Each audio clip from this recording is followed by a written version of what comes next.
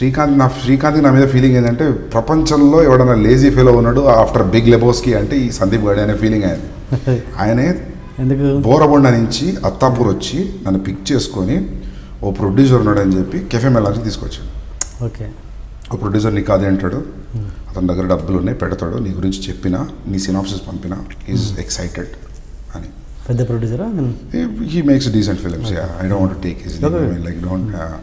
So మేము café మెలాన్స్కి అలా ఎంటర్ అయ్యాం. ఆయన హడావిడిగా వెళ్తున్నాడు.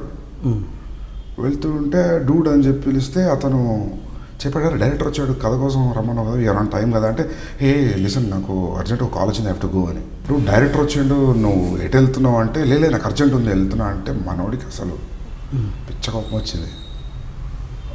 బ్రదర్ ఒకసారి అన్నాడు.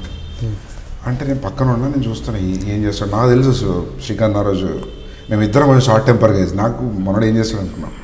వస్తే భుజం ఇచ్చేసి ఇలా కిందికి అన్నాడు విండో దగ్గరికి, గుర్తుపెట్టుకో సందీప్ రెడ్డి వంగ పో అంటే, డూడ్ నేను అలా కాదు నాకు పని అంటే వెళ్ళు. నా శ్రీకాంత్ నాకు అసలే ఎవడు తెలియదు, తెలిసిన వాళ్ళ దగ్గర నన్ను బ్యాడ్ చేస్తాడు. సరే ఏం కాదు భయ్ నీ స్టోరీ ఎట్లుంది అమ్మ, వీళ్ళు వినపోతే అది ఇంకోళ్ళు దొరుకుతారు, వెయిట్ చేద్దాం. సో ఒక సాలిడ్ మోరల్ సపోర్ట్ శ్రీకాంత్ ఆ రోజు నాకు, గుడ్ ఫ్రెండ్. మేమిద్దరం కూర్చున్నామంటే ఇక అది విండోలు తెల్లగైపోతాయి, అంటే తెల్లారుతుంది. సినిమా గురించి మాట్లాడుకొని ఒక సీన్ దగ్గర పాజ్ పెట్టి దాని గురించి మాట్లాడుతుంటే అది తెల్లారిన రోజులు ఉన్నాయి, మార్నింగ్ అయిపోయిన రోజులు.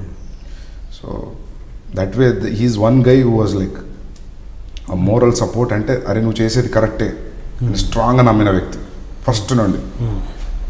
సో నెక్స్ట్ సినిమాకి Srikanth camera? Yeah why not, definitely.